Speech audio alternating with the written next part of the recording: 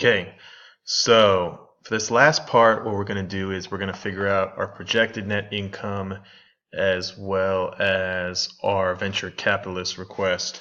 So that way we can figure out how much do we need for in terms of the loan request. So this one, we're going to figure out our selling price per unit. We already calculated that as a 5, so we're not going to change the price, okay? But now this is where the difference comes.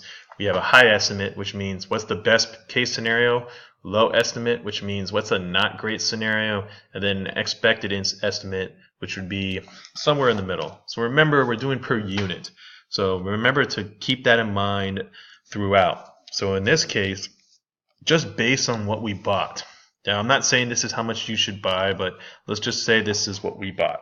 And we only had one ground beef tube, one set of tortillas, everything, and so on. So let's figure out, okay, calculate this, but remember, this is units. So I only have an 80 count bag of tortillas. So in this case, we can't make any more than that. So we have to make sure that we divide 80 by 3. So if we divide 80 by 3,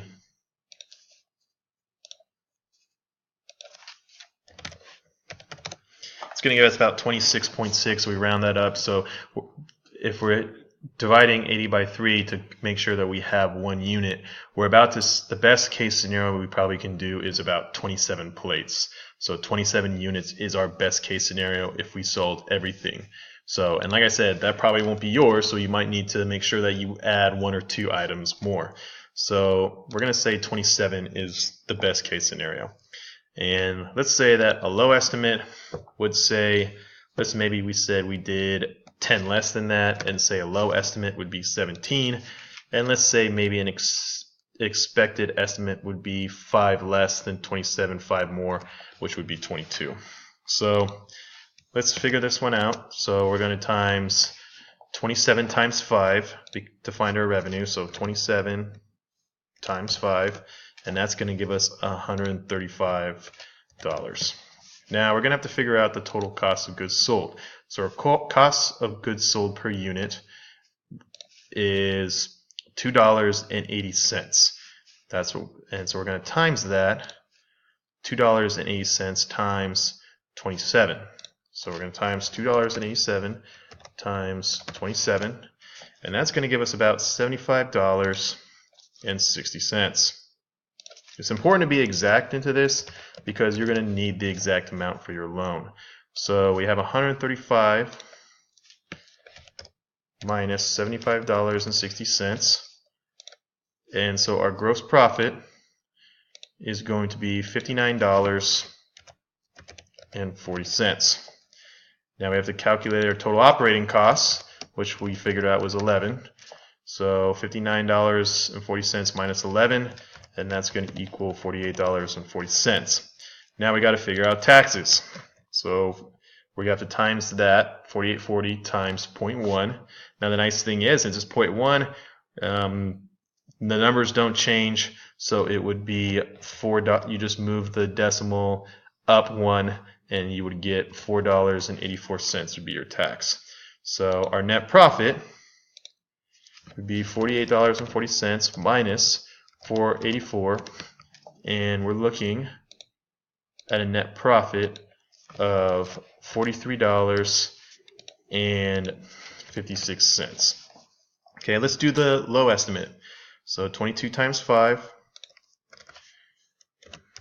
is going to equal 110. 22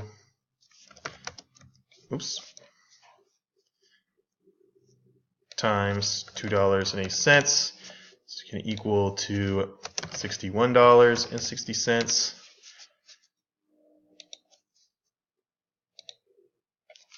And so we're going to subtract 110 minus $61.60, and that's going to equal $48.40. Then we have our market operating cost, which would still be 11, and we can make it 11 here as well, save some time. And $48.40 minus 11 is going to equal to $37.80. $3.40. Again, the tax, $3.74, because all we're doing is moving the decimal over one. And then we subtract 37.40 minus $3.74. And we're going to get $3.66 in profit. And let's do the 17, which is our low estimate. 17 times 5 equals $85. 17 times $2.80, which equals $47.60. We subtract 47.60 from 85, so 85 minus 47.60 equals $37.40. Subtract profit before taxes, so it equals $26.40. We know that our tax is $2.64 because moving the decimal, and we subtract $26.40 minus $2.64, which is going to equal $23.76. So that's how you calculate the projected net income. You can see we make a profit on every one. So if we go back, now we go to the next one. So we do our total operating costs. We do our total cost of goods sold.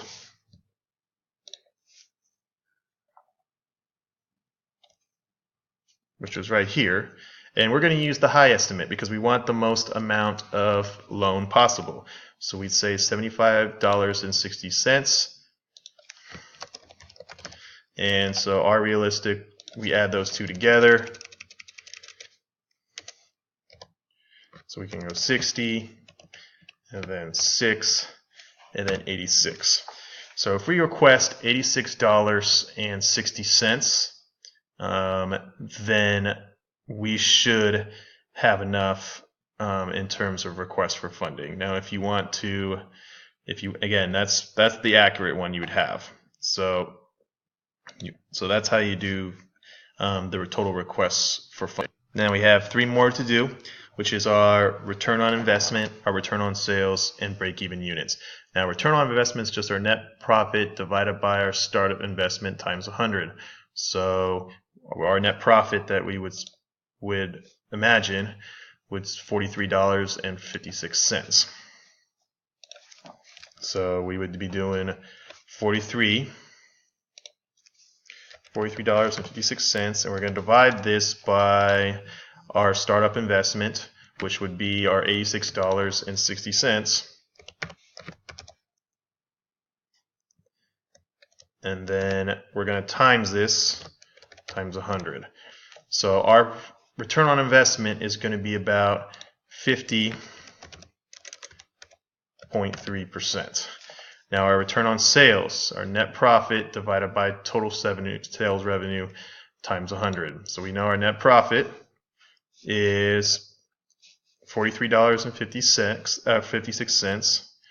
So we divide $43.56. We're going to divide this by our revenue, which is $135.